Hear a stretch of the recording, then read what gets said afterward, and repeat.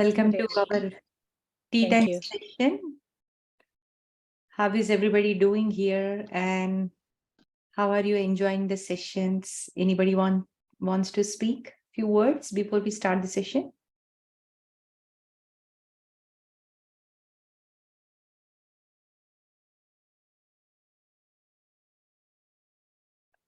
You can somebody say that they can hear me? Yeah, we are hearing you very well. Okay, wonderful. So welcome back, my dear friends. If you can type what we learned yesterday and which master we have been talking in the chat box, that will be great. So if you know the master name that we are discussing, that will be great. Yeah, Indu said Osho, Nisha madam said Osho. Yes, absolutely. So we are learning about this. So We'll see. Let's see. Let me. Okay. Okay, wonderful. So today we are going to understand a little bit more about this master. Yesterday we learned who is Osho, how did he grown up, and then what is his childhood lifestyle, and what is his way of thinking about the school system and college system, and the open-mindedness in his job, or approaching with students. We learned about that, right? So as we know that, he was waiting. We learned that yesterday that, he waited 700 years to take the birth. And I forgot to mention that in his past life, the man who killed, right? So Osho said that man could have waited 3 days, because after 3 days, I am anyway going to vacate the body. So he could have waited 3 days. That's what he said. We mentioned yesterday. So the man who killed Osho in the past year, in the last incarnation, which is 700 years back. So the same person who killed Osho, took life in this lifetime when Osho was presented on the earth. So he took a life as a she. So she has become his sannyasini. So look at that, my dear friends. So that the person wanted to kill Osho. He killed Osho, but at the end of the time, the soul has to come and learn from Osho itself. So Osho mentioned that, she became his sannyasini in this lifetime. So his life is going very well, and then he studied well, and then he started working as a lecturer, and he's taking care of his students well and all, right? So everything was going well. But right before right before he was reaching 21, age of 21, all of a sudden, nervous breakdown happened. Like something was deep inside that, it is seeking something. And Osho says that from the childhood, there is not a single day that I did not seek for the enlightenment. From the childhood, he always stares at the sky for hours together.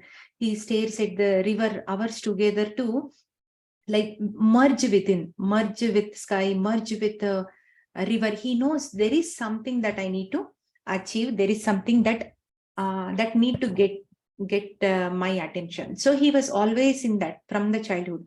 So before 21 years, a day came, and then he started being so weird, very agitated and all. It was a rough time for him. He says that, who loves him so much, like his parents or friends, they were able to understand this person, and they were able to put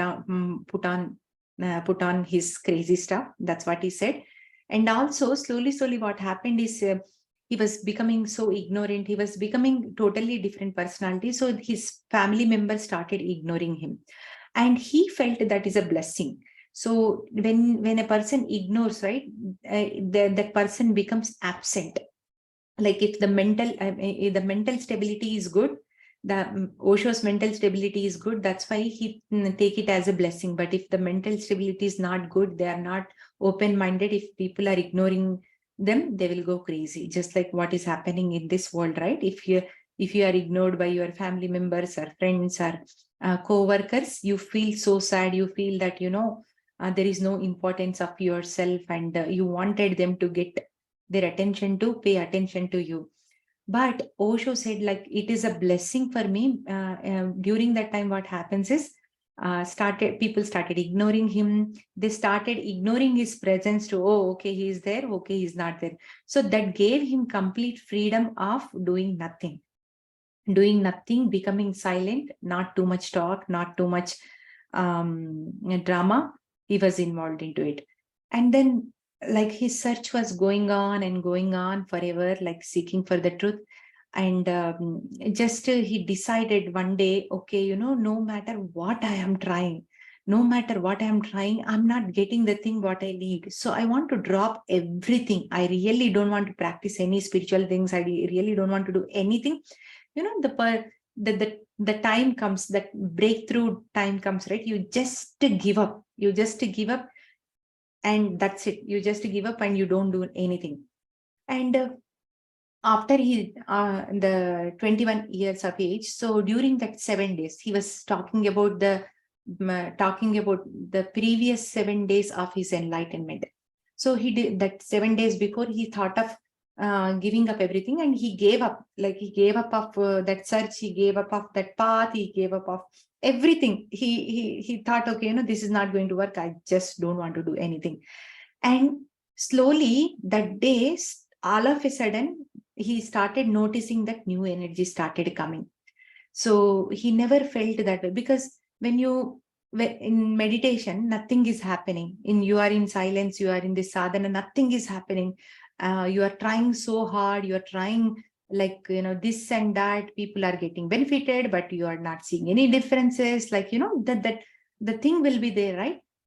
So he was also same, like other people.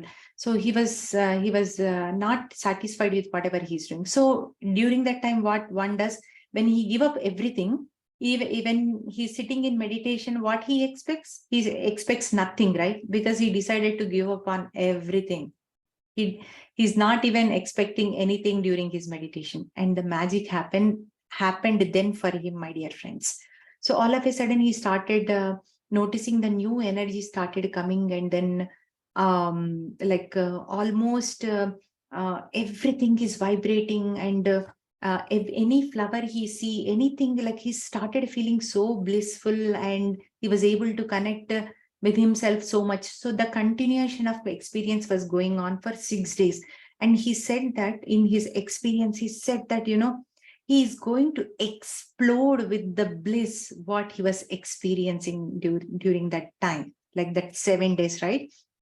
And the experience was so amazing that he was thinking, like, in this divine bliss, I'm going to explode. And he was ready to face the death too, because he's completely fulfilled, and every flower, everything he sees is like completely different. And he explained so well that every time Osho does like night meditation around, he don't sleep till 11:30 to 12 o'clock. But when he gave up on meditation, when he gave up on search, he slept on 9 o'clock only. He says that his eyes were shutting naturally, and then when he went to sleep, it was not sleep, but it's a complete awakened state. And the awakening was happening naturally and effortlessly. So he explained it so well, my dear friends. And on the 7th day, he was able to notice that the enlightenment, and he exactly noted the time and date, which was the person's enlightenment happened on March 21st, 1953. That's what he says. March March 21st.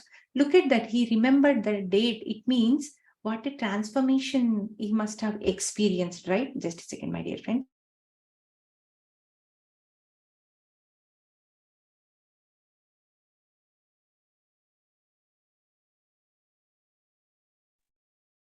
And so what what Osho saying is like to reach to that point, definitely you need support. He's not saying that, don't seek for enlightenment.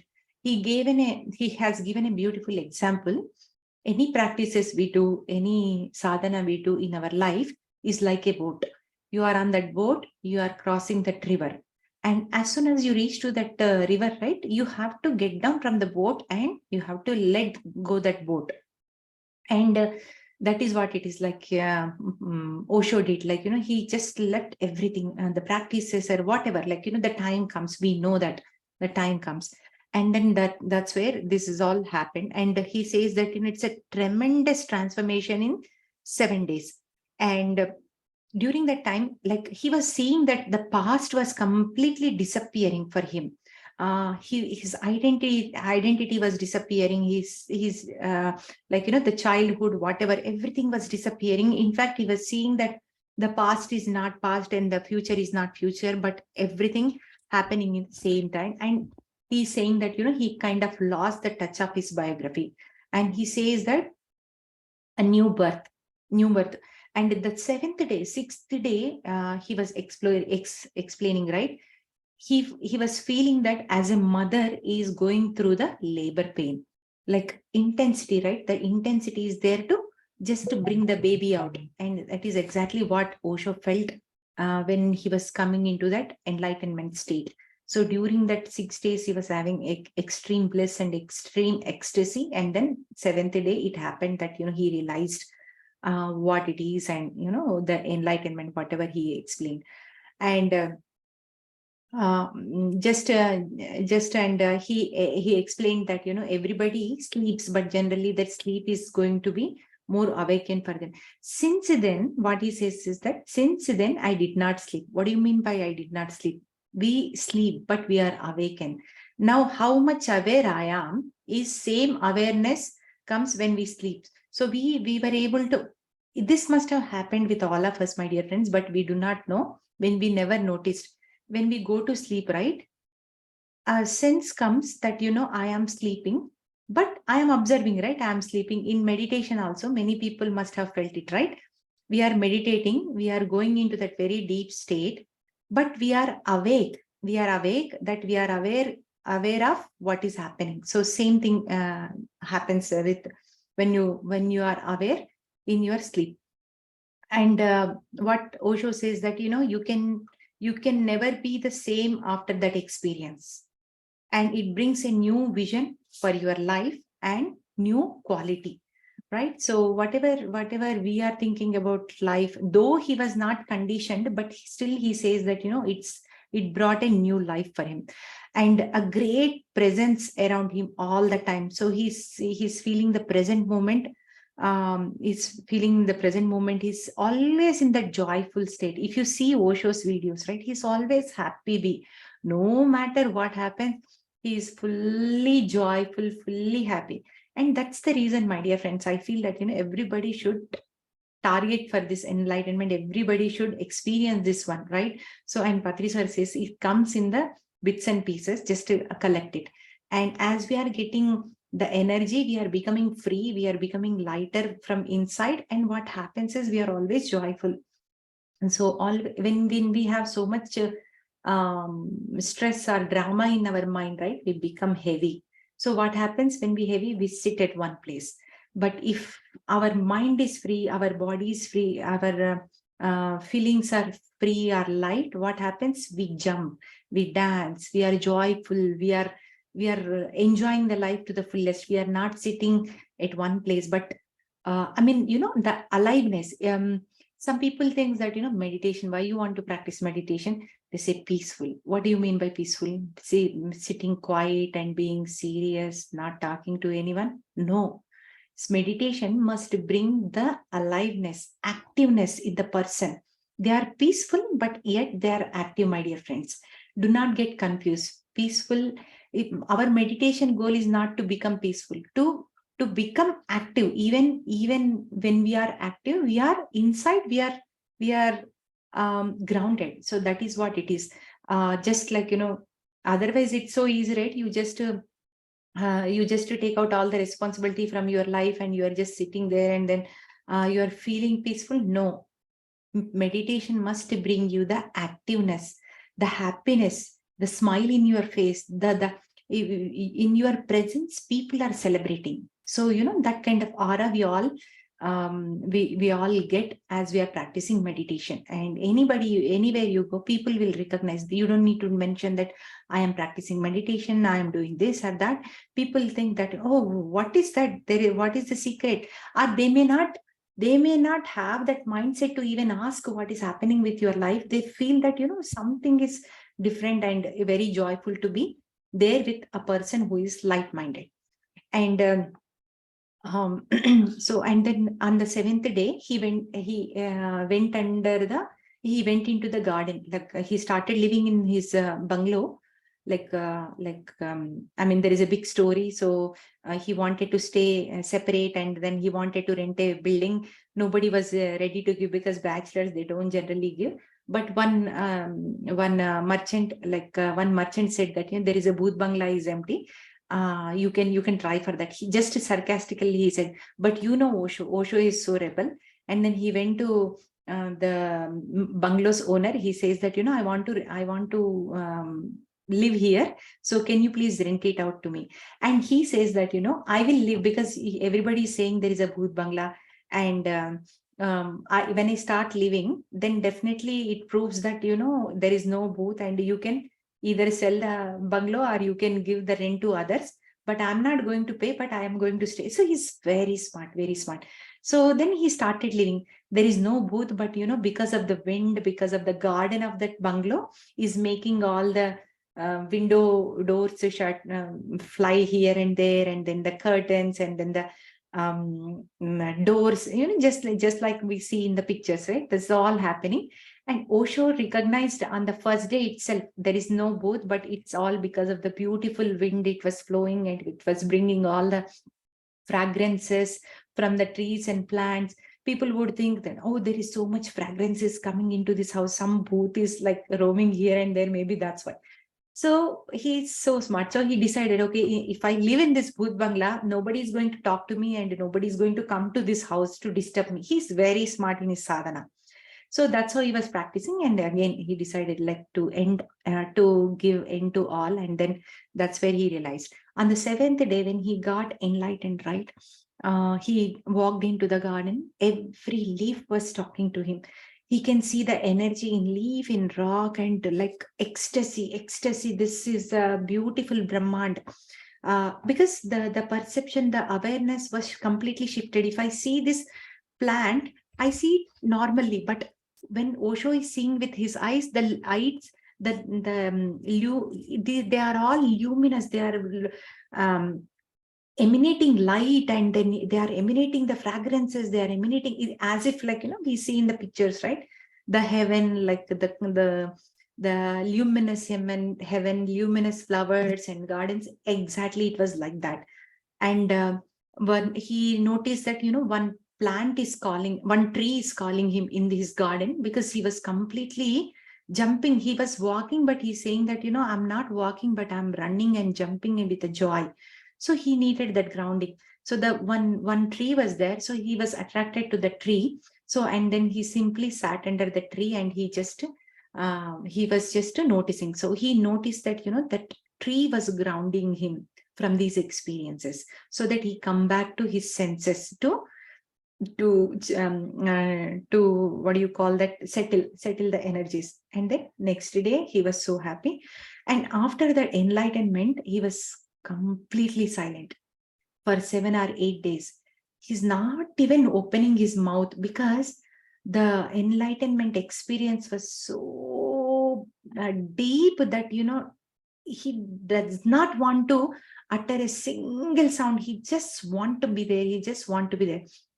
And slowly, he was able to come out of that bliss state after few days. And then as soon as he came, first thing what we do is we share our enlightenment experience with our loved ones. So he went and shared with his grandma. He went and shared with his mother and father, his friends, everyone.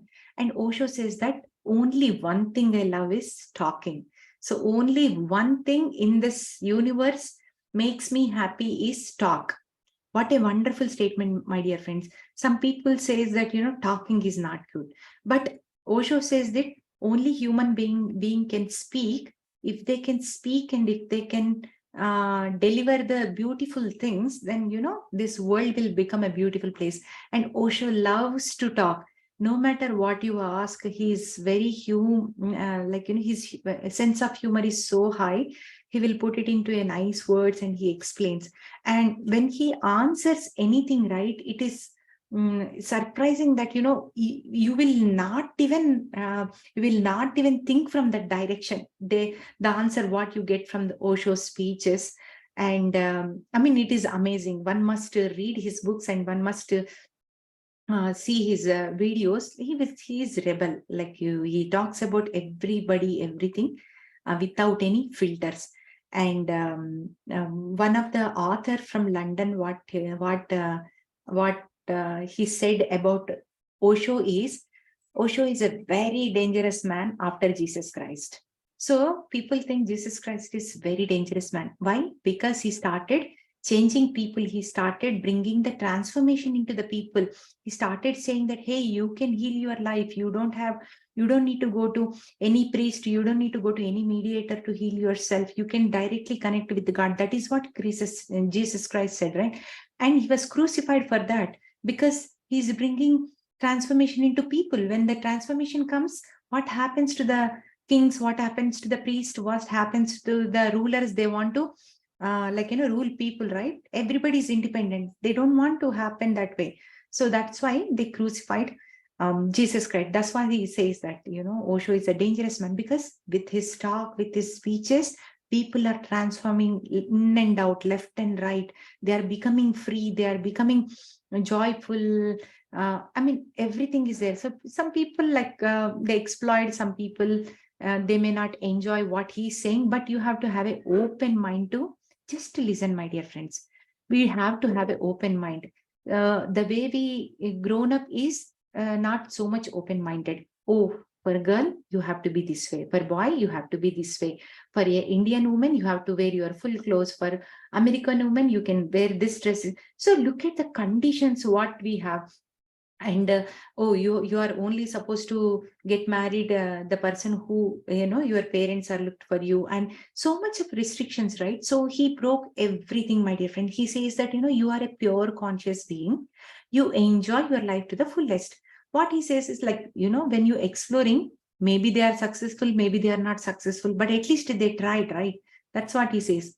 And yeah, and also he says another New York Times reporter, what he said is he is an equivalent of 1 lakh masters.